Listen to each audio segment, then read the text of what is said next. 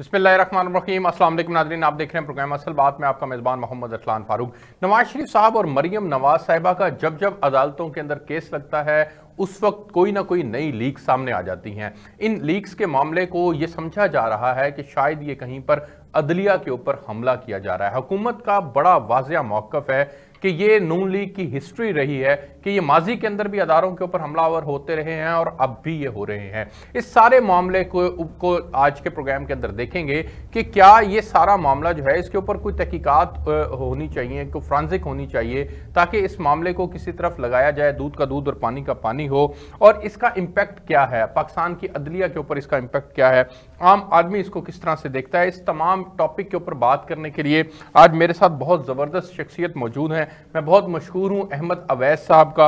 आप advocate general Punjab हैं, आपने खुसूसी तौर पर वक्त दिया। एडवोकेट जनरल पंजाब हैं अहमद अवैस साहब, वो मेरे साथ इस वक्त लाइन पर मौजूद हैं। सर बहुत शुक्रिया आपका प्रोग्राम के अंदर ज्वाइन करने के लिए। मेरा आपसे पहला सवाल ये है सर कि मुस्लिम लीग नून ने की जानिब से हर बार कोई ना कोई नई ऑडियो या वीडियो सामने आ रही है। अदलिया से ही मुंसलिक ये लोग हैं जो किसी ना किसी सूरत के अंदर अपना बयान जारी कर रहे हैं।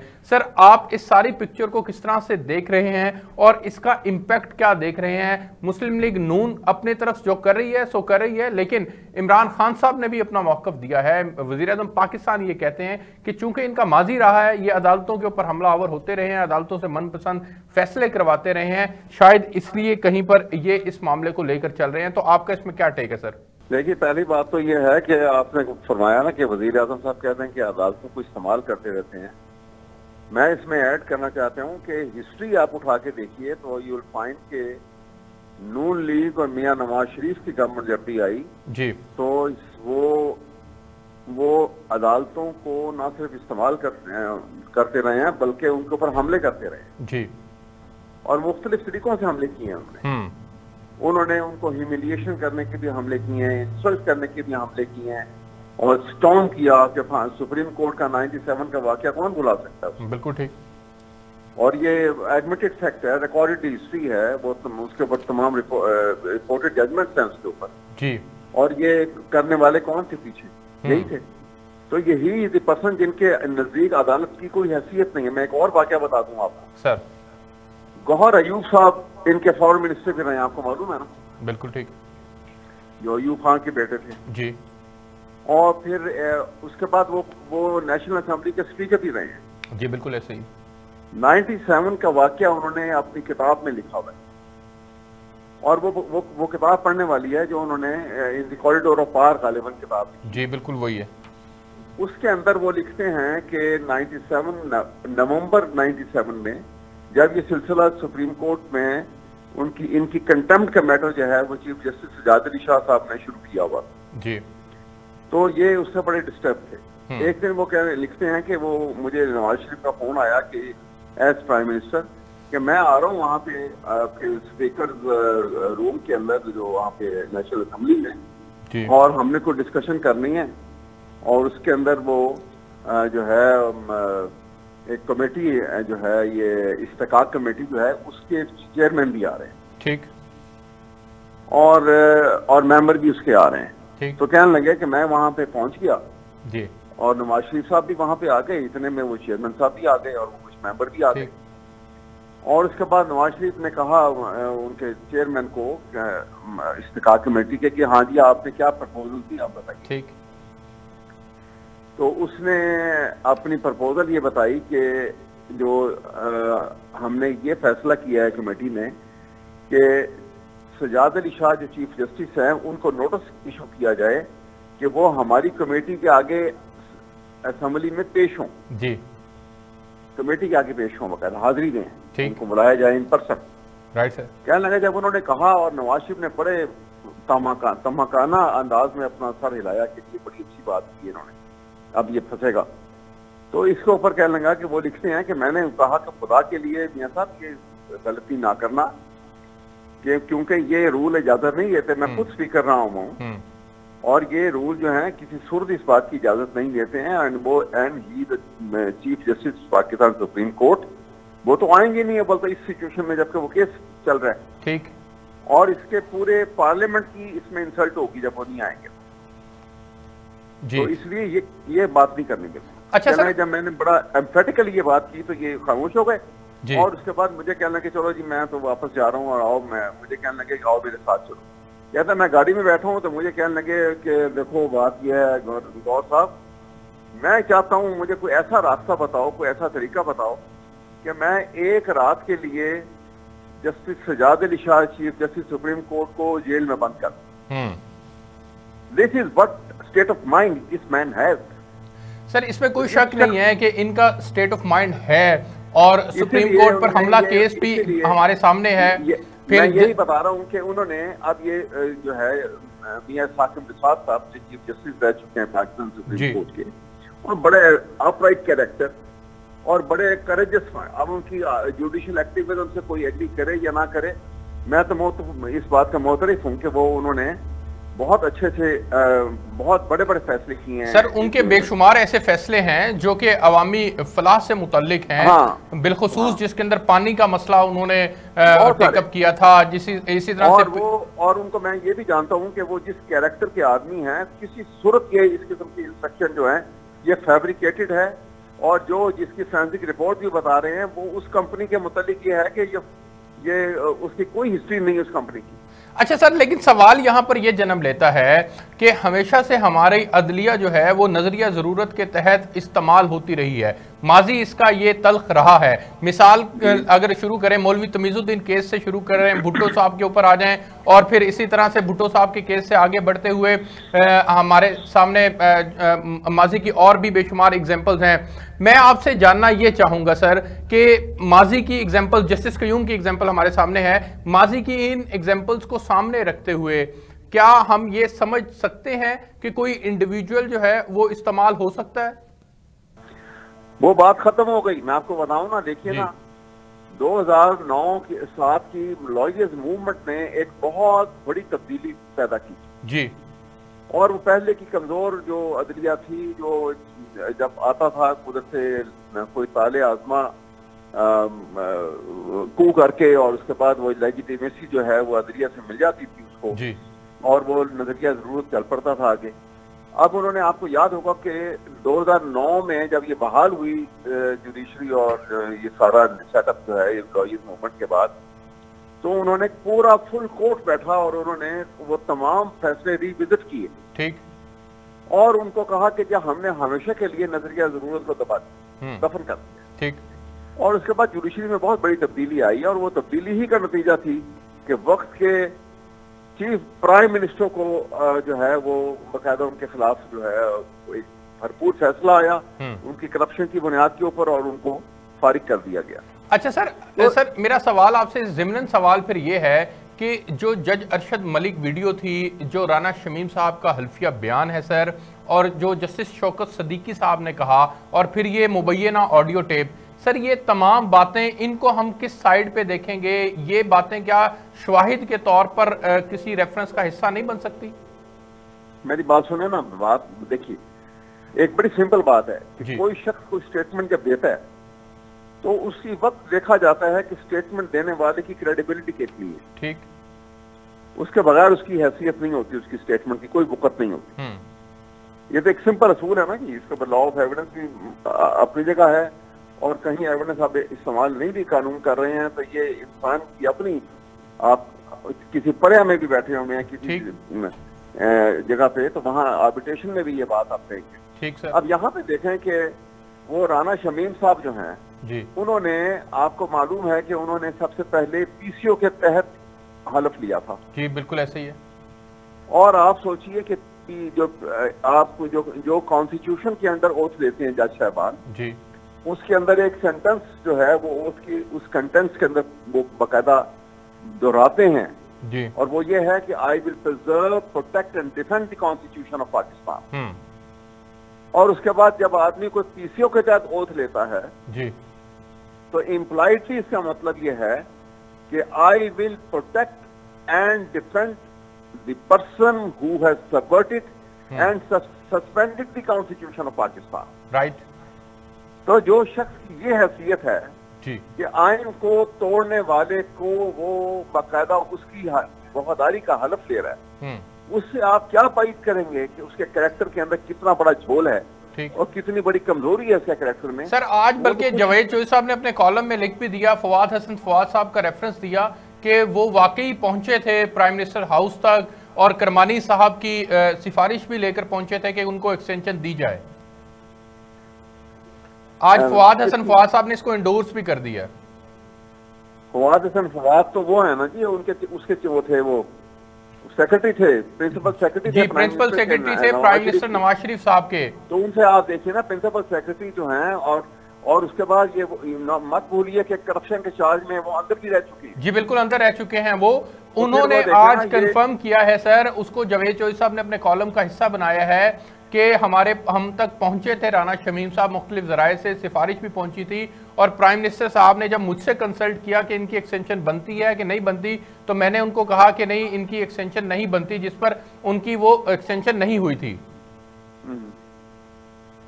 तो वो तो मैं आपको बात कर रहा हूँ ना जी, कि इसलिए मैं ये बात कर रहा हूँ कि ये अब इनकी तमाम की स्टेटमेंट जो है ना, इनकी मेरे नजदीक जो ऐसे आदमी की कोई स्टेटमेंट की हैसियत नहीं।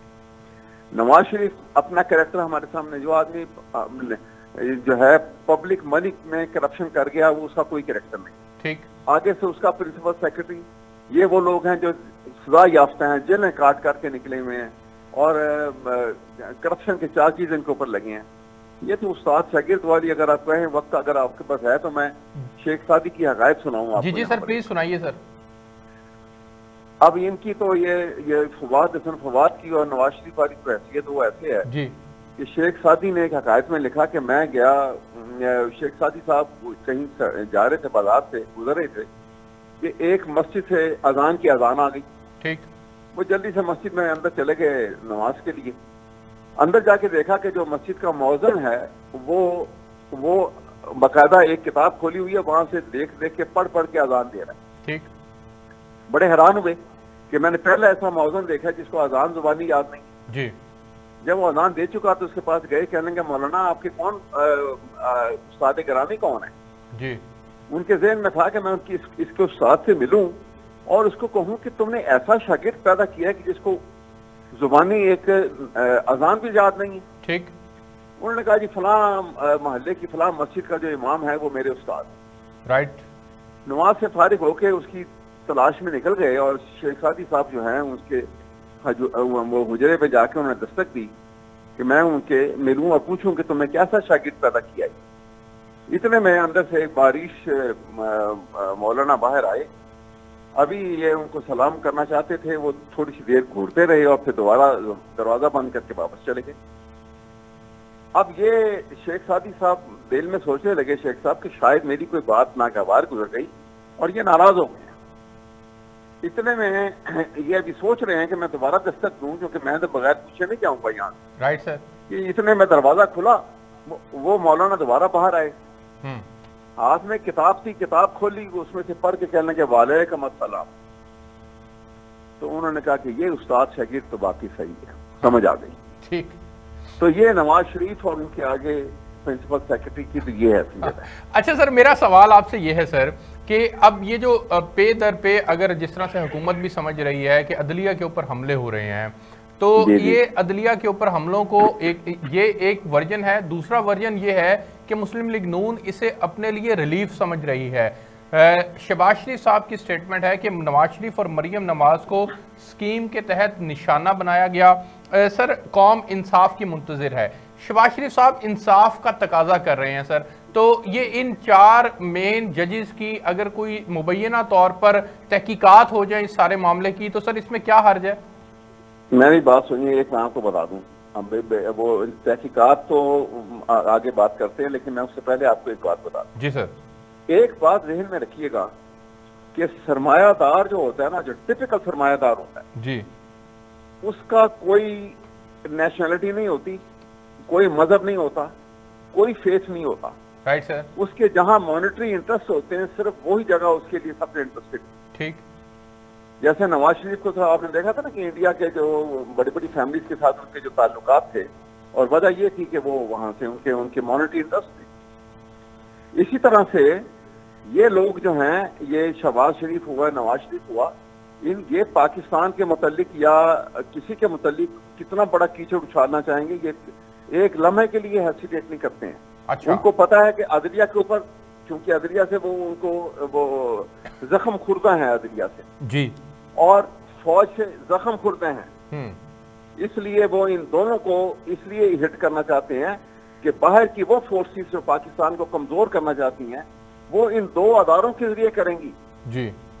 जब तक पाकिस्तान में एक मजबूत अदलिया मौजूद हो और जब तक पाकिस्तान में एक मजबूत आर्म फोर्सेस मौजूद हैं तो पाकिस्तान को इंडिया मिलके दूसरी फोर्सेस मिलके कोई नुकसान नहीं पहुंचा सकती, इसमें कोई शक नहीं है। और ये मजबूत अदलिया जो है वो जरूर होनी चाहिए। लेकिन सर, बीइंग एक पॉलिटिकल पार्टी, वो पाकिस्तान की इस वक्त दूसरी बड़ी पॉलिटिकल पार्टी है और अपोजिशन लीडर भी उनका है नेशनल असेंबली के अंदर। सर, आप क्या समझते हैं, उनका कोई बयानिया भी तो है ना, वो अपनी आवाम को जवाबदेह भी है किसी दर्जे के अंदर, तो जब वो बयानिया और उस आवाम को जवाबदेही की बात करते हैं तो सर फिर एक काउंटर नैरेटिव भी बिल्ड होता है और उस काउंटर नैरेटिव को निगेट करने के लिए हुकूमत के पास जो है वो क्या नैरेटिव है? फिर मैं आपको बताता हूँ। एक पहली बात तो ये है कि इनकी बिल्कुल जो है ना, जो एक नॉर्मल ह्यूमन बीइंग की या एक one who is a nationalist और वो पाकिस्तान को फला फूलता देखना चाहता है जी, पाकिस्तान को फ्लरिश होता देखना चाहता है, एक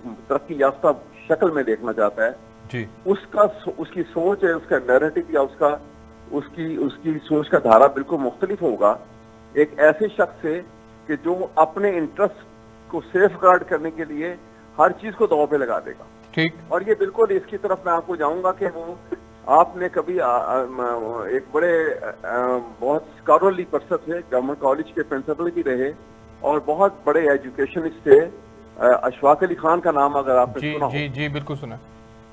अशफाक अली खान ने एक किताब लिखी थी, उसका नाम था तमाचा डे जी, उनकी बड़ी मशहूर किताब थी। जी जी सर बिल्कुल। और उस किताब के अंदर उन्होंने एक मक्खी की कहानी लिखी थी और मक्खी की कहानी ये थी कि जब मक्खी जो है उस गंदगी के और गलाजत के जो ढेर होते हैं वो मक्खी के लिए सेफ अफजा मुकाम है। ठीक। हमारे लिए वो गलाजत का ढेर है, तो ये वो मक्खियां हैं। Right sir. ये नवाज शरीफ एंड फैमिली जो है ये वो मक्खियां हैं। बिल्कुल ठीक है सर।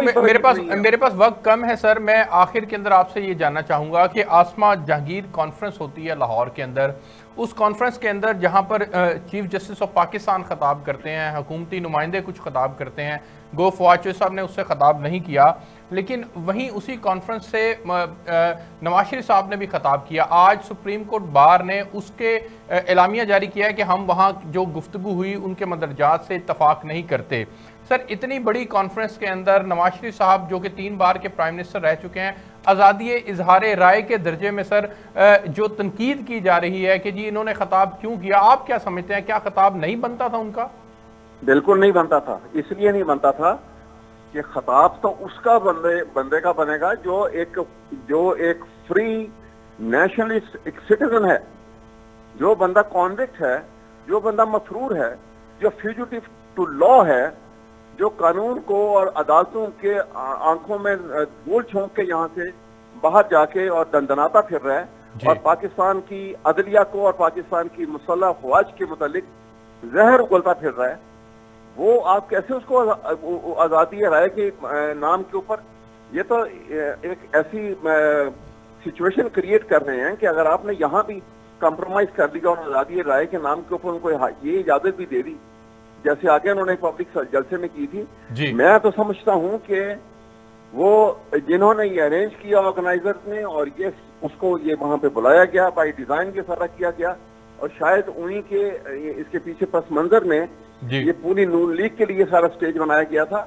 ये बाकायदा हुकूमत पाकिस्तान को ये चाहिए था कि ये बाकायदा केस रजिस्टर किया जाता और तमाम ऑर्गेनाइजर जो है they should be brought to book. Sir, इसके बावजूद कि वहां पर तमाम अदलिया के बड़े ओहदेदार मौजूद थे, उस वक्त नहीं थे जी, वो जी उस वक्त नहीं थे, लेकिन उस कॉन्फ्रेंस का हिस्सा जरूर रहे, वो जरूर रहे हैं, लेकिन वो भी जो है वो तो खैर चीफ साहब ने तो अपनी इजहार कर दिया था और अपने गुस्से का भी, और जिसके तरीके से कि मेहमानों को बुला के ये जलील करने का तरीकेकार ये नहीं होता, ये रवायत के खिलाफ है। बिल्कुल ठीक है। 100 फंक्शन है, 100 जगह है जहाँ पे आप ये बात कर सकते हैं। किसी को बहसीयत मेहमान खसूसी आप बुलाएं और उसके बाद वहाँ पे उसकी तजलील की जाए, ये इस्लामी रवायत भी नहीं है, ये इंसानी रवायत भी नहीं है। बिल्कुल ठीक है। अहमद अवैस साहब, आपका बहुत शुक्रिया सर, आपने प्रोग्राम के अंदर वक्त दिया। मुझे ब्रेक पे जाना है, मैं ब्रेक से वापस आता हूं तो फिर कुछ और टॉपिक्स हैं उन पर बात करेंगे, मेरे साथ रहिएगा। जी वेलकम बैक नाजरीन, मेरे साथ इस वक्त मौजूद हैं शेख रुहेल असगर साहब। आप सीनियर रहनुमा हैं पाकिस्तान मुस्लिम लीग नून के, MNA हैं लाहौर से। सर बहुत शुक्रिया प्रोग्राम के अंदर ज्वाइन करने के लिए। सर आप लोग ये मौक़िफ़ रखते हैं कि नवाज शरीफ साहब और मरियम नवाज साहिबा को स्कीम के तहत निशाना बनाया गया है, कौम इंसाफ की मुंतजिर है, लेकिन सर दूसरी तरफ आपने जो ऑडियो जारी की उसका आदि का तो फ्रांसिक जो है वो पब्लिकली हो चुका है सर, और वो मुख्तलिफ हिस्सों को जोड़कर बनाई गई है सर। इसके ऊपर मुस्लिम लीग नून अब क्या मौक़िफ़ रखती है? ये किसने फ्रांसिक किया उसका? जी सर, अमेरिका जो ऑडियो मैंने साकिब निसार की आई है और जो नूरानी साहब ने इशू की थी, जो उन्होंने ब्रेक की है, उसका उन्होंने फोरेंसिक करवाया था अमेरिका से। अमेरिकन एक बड़ी रिलायबल कंपनी थी जिससे उन्होंने उसका फोरेंसिक कराया था। उस फोरेंसिक के बाद वो बात तय थी कि ये उसी शख्स की ऑडियो है जिस बंदे का नाम दिया जा रहा है। जी ठीक है। अच्छा, अब आप दूसरी तरफ आ जाएं कि अगर आप पाकिस्तान में फोरेंसिक लेबोरेटरी से करवाते हैं तो पंजाब में गवर्नमेंट किसकी है, फेडरल में गवर्नमेंट किसकी है? वो महकमा इंडिपेंडेंट नहीं है, वो महकमा पंजाब गवर्नमेंट के अंडर काम करता है। ठीक। तो इसका मतलब है उनकी फोरेंसिक जो रिपोर्ट होगी वो रिलायबल नहीं होगी। ठीक।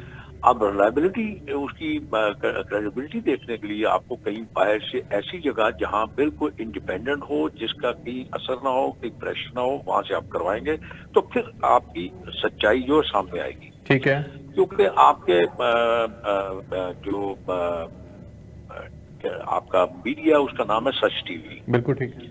अब सच टीवी का तो मतलब है कि सच, और सच ये है कि जो शख्स जिस शख्स ने ये वीडियो लीक की है उस शख्स की बहुत बड़ी क्रेडिबिलिटी है, बड़ा सीनियर जर्नलिस्ट है और बड़े सीरियस किस्म के वो बातें बताते हैं। आपको याद होगा सर वो सर उनकी बिल्कुल ठीक है, लेकिन सर उसके अंदर जो उसके आधा हिस्सा है सर, वो आधा हिस्सा तो मुख्तलिफ तकारीर के अंदर वो सामने आ चुका, पब्लिक का हो चुका, आपकी भी नजर से वो गुजर चुका, और उसको उन्होंने भी एडमिट किया है, इंडोर्स किया है।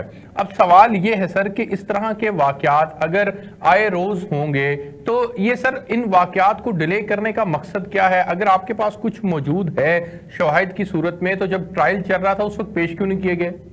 हजरत आप में एक बात ज़हन में रखें कि कोई भी वीडियो, कोई भी ऑडियो जो है वो पाकिस्तान मुस्लिम लीग नून या पाकिस्तान मुस्लिम लीग नून के किसी कारकुन ने नहीं रिलीज की। ठीक।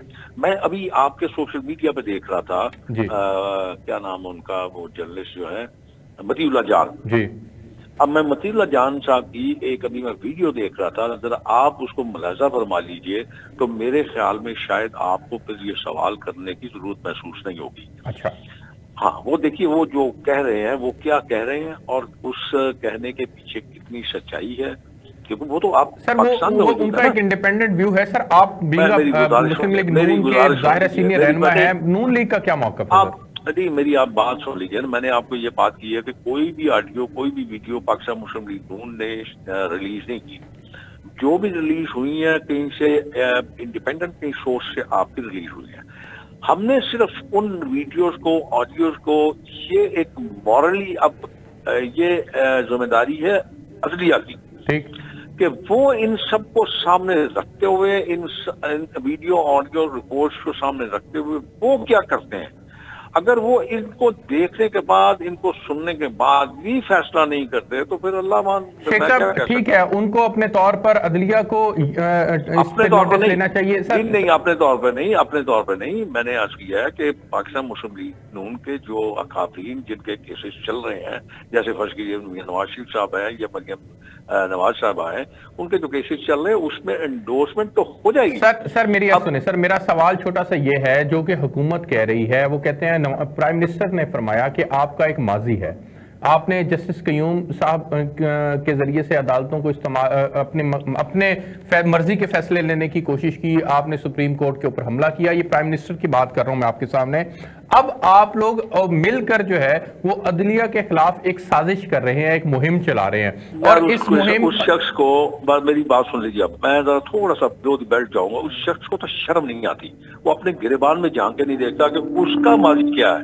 उसका तो माजी छोड़, उसका हाल और मुस्तकबिल जो है ना वो टीम प्राइम मिनिस्टर होगा आपका, मेरा नहीं है ना। मैं उसको इज्जत देता हूँ, वो मसल्लत किया हुआ शख्स है जिसको मैं प्राइम मिनिस्टर नहीं मानता। ऐसा आप अरसलान साहब इसको थोड़ा सा मॉडिफाई कीजिए, या तो मुझे आप अपने प्रोग्राम में लिया न कीजिए, और अगर लेंगे तो मैं सच बोल लूंगा। और सर आपके लिए हमेशा ये प्लेटफॉर्म हाजिर है सर, मैं आपके आगे अर्ज ये कर रहा हूं। फिर नहीं सर, मुझे कड़वा नहीं लग रहा। फिर इसको वो देखें, उनकी गुफ्तगू में को आप किस तरह डिनाई कर सकते हैं? सुप्रीम कोर्ट हमले को हम कैसे डिनाई कर सकते हैं? जस्टिस कयूम के मामले को कैसे डिनाई कर सकते हैं? नहीं, आप मुझे ये बताएं, मैं डिनाई नहीं कर सकता। ठीक है, मान लिया आपकी बात, आप इन चीजों को कैसे डिनाई करेंगे? अगर इनका फ्रांसिक हो जाता है, अगर अदलिया नोटिस लेती है, हुकूमत इसके ऊपर कोई कमीशन बना देती है, तो इन्वेस्टिगेशन के बाद इसमें दूध का दूध और पानी का पानी हो जाए, हमें कोई इतराज नहीं है। भाईजान, हुकूमत का तो ताल्लुक ही कोई नहीं है, ये ताल्लुक है अदलिया का। ठीक, अदलिया के साबिक चीफ जस्टिस पे ये इल्जाम है, तो आए ना आगे करे, उससे डिनायल करने में नहीं फर्क पड़ता। अच्छा, इसकी और जरा चीज देखिए, आसफ खोसा साहब जो वो भी चीफ जस्टिस है, और शेख सईद अजमत सईद साहब, उनका बयान जरा देख लीजिए। ठीक, यानी कि पहली पेशबंदी कर दी उन्होंने। उनको ये वहम हो गया था या शक हो गया था कि कहीं हमारी भी कोई आरटीओ आ जाएगी, वरना ये बात कहने की जरूरत क्या थी कि ये आरटीओ। आप मेरे लिए बड़े मोहतरम हैं, आप मेरे लिए बड़े मोहतरम है sir. Chief justice of Pakistan ने आसमा जंगीर कॉन्फ्रेंस के अंदर भी बड़े वाज़े अंदाज के अंदर कह दिया कि हमें कोई डिक्टेशन नहीं देता। किसने कह दिया? चीफ जस्टिस ऑफ पाकिस्तान ने सर। मैं जनाब, मेरी बात सुन लीजिए, मैं कोई वकील तो हूं नहीं, ना मैं कुर्द हूं कि मैं जनाब खुद ही जाके पेश हो जाऊंगा। मैं आपसे माजरत चाहता हूँ, मैं इस बारे में मेरा मुंह ना खिलाएं तो ज्यादा बेहतर। अच्छा सर, आगे बढ़ जाएं, आगे बढ़ते हैं सर। मुझे एक बात बताएं, अली वजीर का क्या कसूर है? 1 साल से उसकी पिटीशन जो है नहीं सुनी जा रही। कमाल है यार, आप मुझे क्यों सिखा रहे हैं आप? अच्छा सर, आपको तो खुद ही बातें करनी चाहिए। सर मेरी अर्ज तो सुने सर, मेरी अर्ज गुजारिश ये है कि फवाद चौधरी साहब ने कल भी कहा और आज भी कहा कि ओपोजिशन जो है वो फौज और अदलिया के खिलाफ मुहिम चला रही है। सर ओपोजिशन का नाम लिया, नॉट PMLN। आप गलत, आप ये यहाँ पे भी आप गलत कह रहे हैं। अफवाज पाकिस्तान के मुतल्लिक कोई मेरा लीडर बात नहीं करता, नाम लेके बात करते हैं। वो नाम लेके बात करते हैं कि फलान बंदा इस मामले में मुलव्वस है। वो कतई तौर पे अपने पाकिस्तान की फौज को ब्लाइंड नहीं करते। आप ये गलत प्लान करते हैं, गलत करते सर मैं तो आपके सामने फौज चौधरी साहब की स्टेटमेंट गलत कह रहे हैं ना, आप गलत कह रहे हैं। आप नाम लें, इंडिविजुअल को कहते हैं। वो कभी खुदा न खास्ता उन्होंने पाकिस्तान की फौज को कोई बात नहीं की, उन्होंने 2-4 जर्नैल के अलावा किसी शख्स का नाम नहीं लिया कभी। तो ये आप गलत पोर्ट्रेट करते हैं। अच्छा सर, जब नवाज शरीफ साहब का नाम लिया जाएगा तो वो नवाज शरीफ साहब का नाम है, वो PMLN का नाम नहीं है? जी नहीं, वो जब आप किस पाकिस्तान मुस्लिम लीग नून की बात करेंगे तो जमात शामिल होगी। अगर आप पाकिस्तान मुस्लिम लीग नून के लीडर नवाज शरीफ का नाम लेकर करेंगे तो वो इंडिविजुअल आ जाएगा बात में। अच्छा सर, मेरा आपसे एक सवाल है सर, आप जाहिर है पाकिस्तान के सीजन पॉलिटिशियन है सर। मेरी सवाल बड़ा सिंपल है सर कि बड़ा इंपॉर्टेंट ये है कि नवाज शरीफ साहब से जो कुछ मांगा और पूछा गया, उस वक्त की माजी की अदालतों को हम एक साइड पे रखते हैं, उनका किरदार एक साइड पे रखते हैं। मौजूदा अदालतें इंडिपेंडेंट भी हैं और मौजूदा अदालतें फैसले भी कर रही हैं और साफ और शिफाफ कर रही हैं। मेरा सवाल सर ये है, साफ करती हैं, मैं इसलिए कहता हूं मेरा मुंह ना खुलाएं। सर मेरी अर्ज तो सुने, सर मेरी अर्ज तो सुने। आपसे हुकूमत का मुतालबा ये है कि मनी ट्रेल दे दें, अपने आप को क्लीन कर लें, आप उस तरफ नहीं आते। दे दिया, बिल्कुल दे दिया। और आपको मुझे मैं गुजारिश करूं कि मियां नवाज शरीफ साहब को जो उन्होंने नाहल किया था वो किसी केस में नहीं किया था, वो सिर्फ और सिर्फ ये किया था कि उन्होंने अपने बेटे से तनख्वाह वसूल नहीं की, और जब तनख्वाह वसूल नहीं की तो वो आपका क्रेडिट में आ ही नहीं सकता। तो ये बातें आप छोड़ दें इन बातों को। अब मैं इसी कह रहा हूँ कि आप वो बात करें, वो काम की बात करें, कोई महंगाई की बात करें। मैं आपके पास महंगाई पे भी आ रहा हूँ, मैं महंगाई पे भी आ रहा हूँ, गवर्नेंस पे भी आ रहा हूँ सर। मैं आपसे ये जानना, क्या बात कर रही है सर मेरी अर्ज सुने सर, गुजारिश ये है कि देखिए दम नहीं है, आप में इतना दम नहीं है कि आप चीफ जस्टिस के खिलाफ बात कर सकें। नहीं सर, हम क्यों करें सर बात, हमारे हम साबिक चीफ जस्टिस के ऊपर जरूर बात करते हैं, लेकिन सर गुजारिश ये है सर कि अदालतों के अंदर अगर सबूत पेश कर दिया जाए और अब इन सबूतों को लेकर आगे बढ़ा जाए और अगर इनका फ्रांसिक हो जाता है, चीजें दूध का दूध पानी का पानी। खुदा के बंदे, कौन सा सबूत? मैं वही तो आपसे अर्ज कर रहा हूँ। आप मैंने फ्रांसिक कराना, फ्रांसिक को करा के उन्होंने की है, नूरानी साहब ने की है, फ्रांसिक उन्होंने कराया है। बार्नेट पता नहीं समथिंग लाइक दिस को कंपनी है, वो अमेरिकन कंपनी है जिसे उन्होंने फ्रांसिक करा के फोकस से करवाया। बिल्कुल ठीक है सर मेरा। अच्छा सर आगे बढ़ते हैं सर, एक आखिरी इस टॉपिक का एक आखिरी सवाल का जवाब दे दें और फिर आगे बढ़ते हैं। आसमा जहांगीर कॉन्फ्रेंस के अंदर नवाज शरीफ साहब की तकरीर हुई और गो के वो फिर तारे मारे कटी, लेकिन फिर बाद में वो तकरीर हो गई। सवाल ये तनकीद उठ रही है कि वो एब्सकॉन्डर हैं और वो जो जजेस और वकला की कॉन्फ्रेंस थी, उस कॉन्फ्रेंस के अंदर एब्सकॉन्डर का आना बनता नहीं था सर। क्यों सर अपने ऊपर ये लेबल लगवाते हैं पाकिस्तान आ जाए? नहीं तो मुझे आप बात बता दें, आपको ये किसने पट्टी पढ़ाई है कि वो एब्सकॉन्डर है? आपको पता है कि वो हाईकोर्ट आपकी अदलिया ना करिए, कौन सी अदलिया कह रही? कोई अदलिया नहीं कह रही, ये सिर्फ और सिर्फ झूठों का टोला कह रहा है। आप जरा गौर कीजिएगा, उनका केस पढ़ लीजिएगा। वो हाई कोर्ट की इजाजत से बाहर गए हैं सर, वो चले गए सर, इस्लामाबाद हाई कोर्ट ने एब्सकॉन्डर करार दिया सर। कैसी बातें कर रहे हैं? नहीं किया, एब्सकॉन्डर कर दिया तो उससे क्या, उसका एब्सकॉन्ड कर दिया। जब एब्सकॉन्डर कर दिया जाता है तो उसका केस लहरा हो जाता है। सर वो 4 हफ्ते का कह के गए थे, वो आ जाए पाकिस्तान, माशाल्लाह वो ठीक है, अल्लाह उन्हें सेहत दे, जिंदगी दे, लीड करें हमें आगे। सलाम साहब, आप ऐसी बात ना करें, अपने बड़ों के लिए फिर ऐसी बातें कीजिएगा। खुदा ना करे कि आपके किसी अपने रिश्ते को ऐसा करना पड़े और फिर उसके बाद सर हम तो दुआ गो हैं उनके लिए सर। मैं यही कहता हूँ ना, फिर इसको डिस्कस भी ना करे।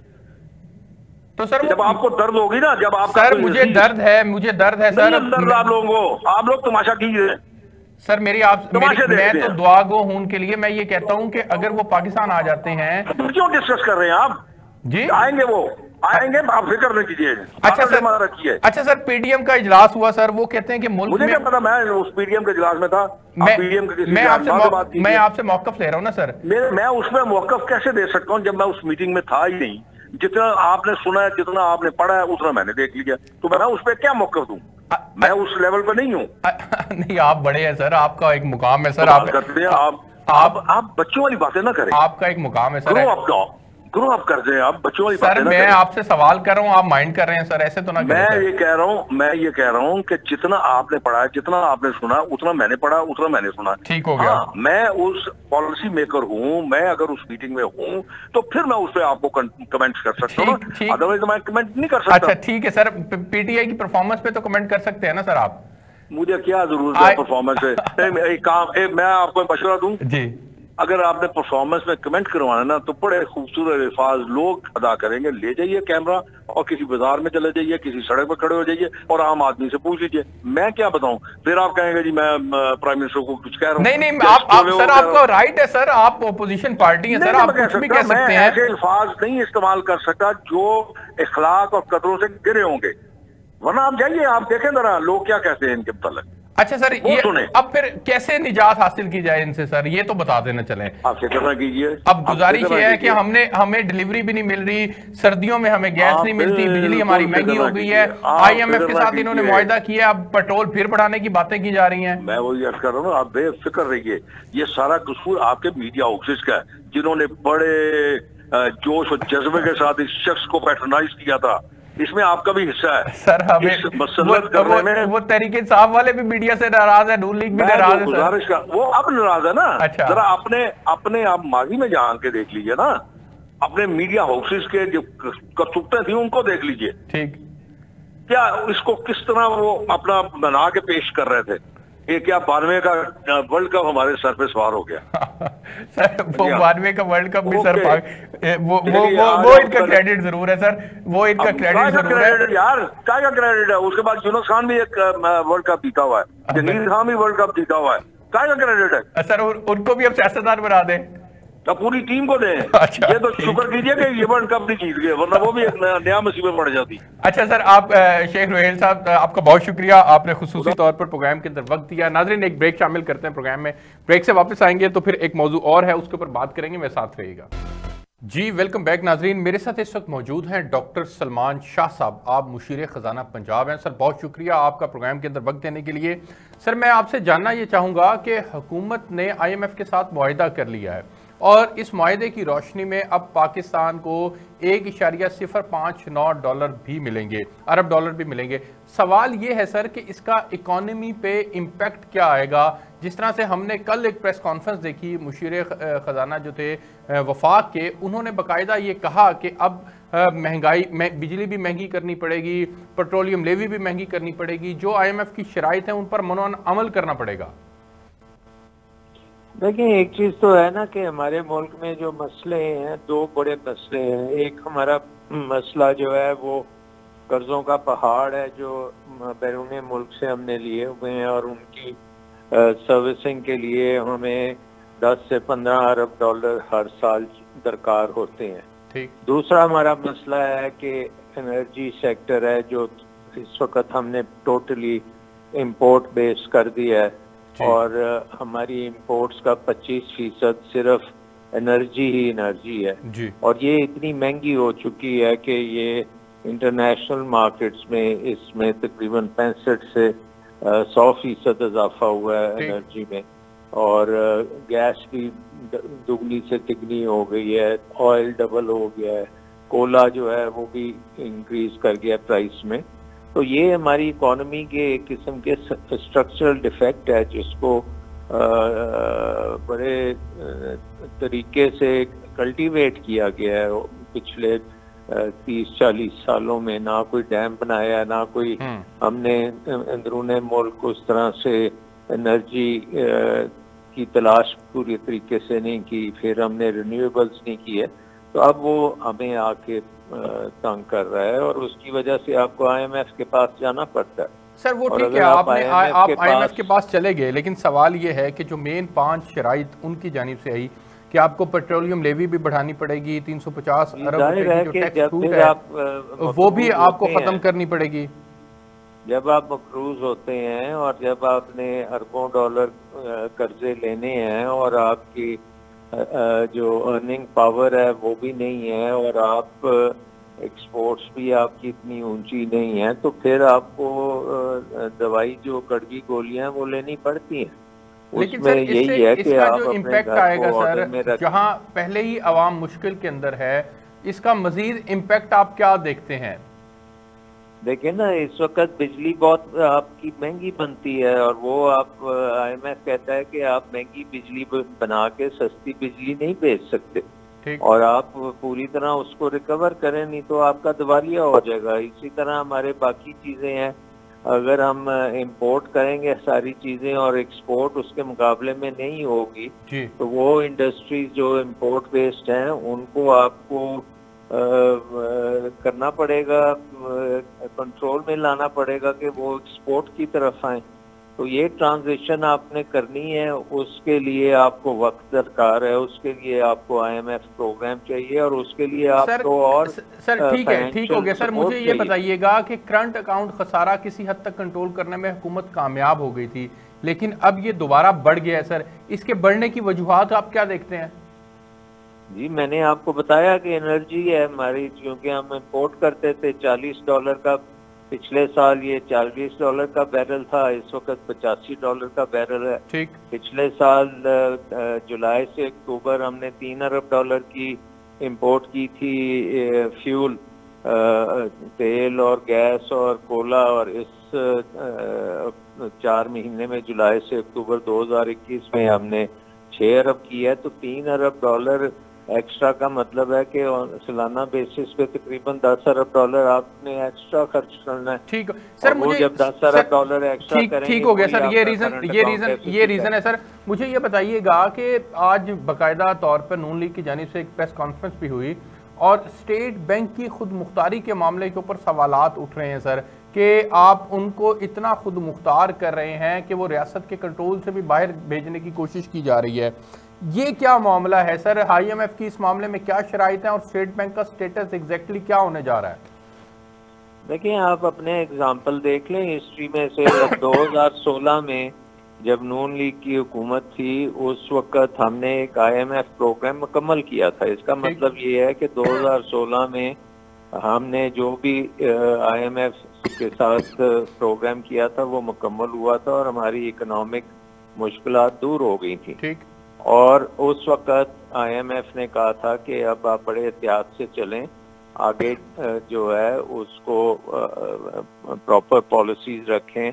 लेकिन हमने क्या किया, हमने दार साहब ने अपने पसंद का गवर्नर स्टेट बैंक लगाया, जो पहले फाइनेंस सेक्रेटरी थे, फिर उसमें FBR के चेयरमैन थे। उनको मॉनेटरी पॉलिसी का क्या पता, वो तो फाइनेंस पॉलिसी में ज़्यादा उनकी महारत थी।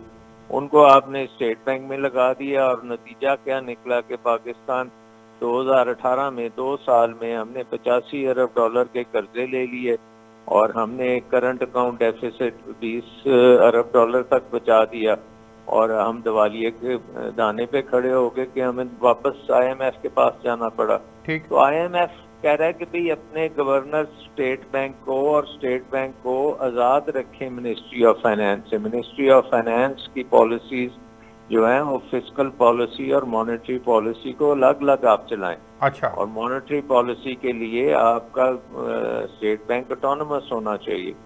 तो वो अब शर्त इसलिए रख रहे हैं क्योंकि अभी 2 साल पहले 3 साल पहले आपने एक प्रोग्राम मुकम्मल किया था और उसमें कोई बात नहीं। ठीक हो गया सर। मुख्तसरन ये बताइएगा कि जो हमारे रुपए की कदर में मुसलसल गिरावट आ रही है, कमी आ रही है और डॉलर ऊंची उड़ान लिए हुए है सर, इसकी अगर हम वन लाइनर कैलकुलेशन बताएं कि ये इसकी क्या रीजन है, ये क्यों ऐसा हो रहा है और हुकूमत इसको कैसे कंट्रोल कर सकती है? उसकी वजह ये है कि हम डॉलर्स बहुत ज्यादा खर्च कर रहे हैं और डॉलर्स की आमदन हमारे पास नहीं है। और जब डॉलर्स की, तो सर उसके लिए फिर बरामदात को बढ़ाना जरूरी नहीं है? जी, नंबर 1 आपकी रेमिटेंसेस जो हैं, अगर देखें रेमिटेंसेस पहले 20 अरब डॉलर से ये अब 30 आई हैं। अगर ये ना बढ़ती तो आपको और बड़ा खसारा होना था। ठीक। सो नंबर 1 है रेमिटेंसेस को और आप इम्प्रूव करें और रेमिटेंसेस ओवरसीज पाकिस्तानी के ऊपर आप जरा तवज्जो दें तो हो सकता है वो 40 अरब डॉलर भी भेज दें। और अगर वो भेजना शुरू करते हैं तो फिर हमें IMF की जरूरत नहीं रहेगी। इसी तरह हमें एक्सपोर्ट्स बढ़ाने की जरूरत है और तीसरी चीज है हमें इन्वेस्टमेंट, फॉरेन इन्वेस्टमेंट बढ़ाने की जरूरत। जो भी चीज हमें फॉरेन एक्सचेंज में मदद करती है, डॉलर्स आते हैं, उसके ऊपर हमें फोकस करना पड़ेगा। ठीक। अच्छा सर, मुझे ये बताइएगा वन लाइनर आखिर के अंदर कि क्या हम जो 4% GDP का हमारा टारगेट है वो हम अचीव कर पाएंगे सर? देखें, ये तो अब वक्त बताएगा कि आपकी आगे चल के आलमी मंडियों में क्या हालात होते हैं। अगर तो ये तेल की कीमत यहीं ठहर गई और वापस आनी शुरू हो गई तो फिर तो हमारी इकोनॉमी कुछ बेहतर हो जाएगी। लेकिन अगर यही तेल की कीमत 120-125 डॉलर पे पहुंच गई तो फिर बहुत मुश्किलात आएंगी। सर अब आखिर में हम क्या समझें कि इस नए मुआहदे की सूरत में जो कि आपने अब IMF के साथ किया है, इससे आम आदमी को किन किन चीज़ों के अंदर इसका इम्पैक्ट आने वाला है? बिजली महंगी होगी, पेट्रोलियम लेवी लगेगी तो पेट्रोल मज़ीद महंगा हो जाएगा, और कौन कौन से शोबे हैं जिनके अंदर आवाम पहले से तैयार हो जाए कि ये मसला होने वाला है? ये देखें, जो तो आवाम को पता है कि क्या हो रहा है कि आपका जब रुपया कमज़ोर होता है तो उससे फातिज़र होती है और इन्फ्लेशन जो है वो आवाम के ऊपर गिरती है। और अगर इकोनॉमिक ग्रोथ नहीं होगी तो फिर इतनी जॉब्स भी नहीं होंगी, तो बड़ा मुश्किल टाइम है। लेकिन इस मुश्किल टाइम को सहना बड़ा ज़रूरी है क्योंकि ये जो कर्ज़ों का पहाड़ है और जो स्ट्रक्चरल एडजस्टमेंट चाहिए उसके लिए आपको IMF ने एक ब्रीदिंग स्पेस दी। अगर हमने उसको इस्तेमाल कर लिया और फिर तो हम इस चीज़ से निकल आएंगे और उसके बाद आपको नौकरियां भी मिलेंगी, ग्रोथ भी होगी और स्टेबिलिटी भी आएगी। बिल्कुल ठीक है सर। मुशीर खजाना डॉक्टर सलमान शाह साहब, आपका बहुत शुक्रिया। मेरे पास वक्त खत्म हो गया। नाज़रीन, आपने प्रोग्राम देखा, मुझे इस प्रोग्राम से इजाजत दीजिए। आपसे नेक्स्ट वीक मुलाकात होगी, तब तक के लिए अल्लाह हाफिज।